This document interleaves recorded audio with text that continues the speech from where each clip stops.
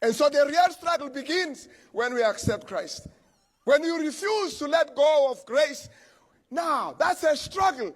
You see the devil, once you accept grace, all he's doing now with all kinds of things. You see, you've got to understand this, beloved. There will be people in the church who are employed by the devil to make your life difficult so that you let go of grace.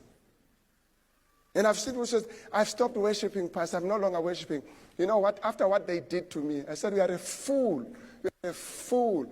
You comparing God's grace to what people do to you. Who called you here? People or God? It's a struggle. You thought just because you have joined the church, everybody's going to be excited as if you're a gift of God's gift to humanity. We are all going to be tiptoeing around you. There are some guys here who are terrible.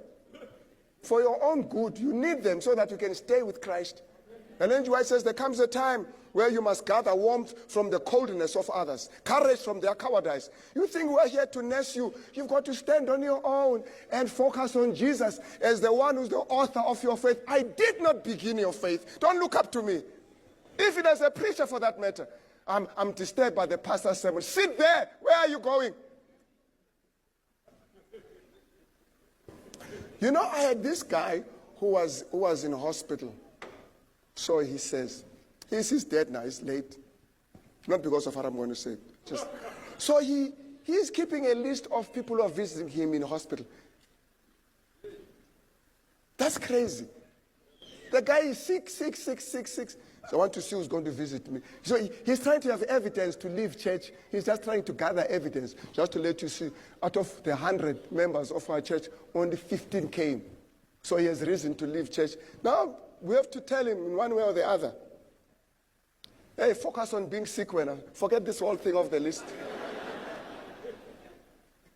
Even if they don't come, you get out from your ward and visit other ward and go tell them about Jesus Christ. Maybe that's the reason why you're in hospital. Go visit others instead of waiting to be visited.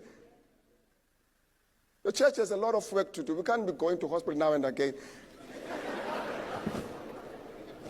All right, let's do the best we can and help the brothers, okay? But I'm just saying, for me, on your part, don't sit there waiting. Don't sit there waiting to receive. If it comes, be thankful.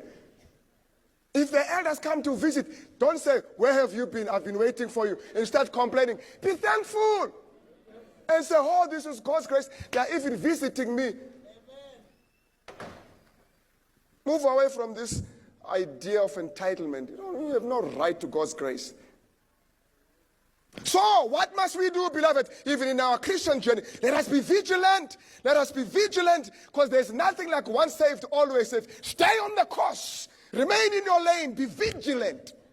The Christian journey, the Christian life, the Christian path. Lest when I've preached to others, I myself should become disqualified. In other words, in this journey from South Africa, 2 flights or whatever else in between, and flight, subject my body.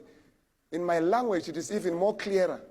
That's why some of you have to learn the language so you can understand heavenly things. In my language, it's just the mentioning of the word discipline, subject. It gives you the idea. You don't need to know, but it just gives you it. Right there, you see there's breaking, there's something.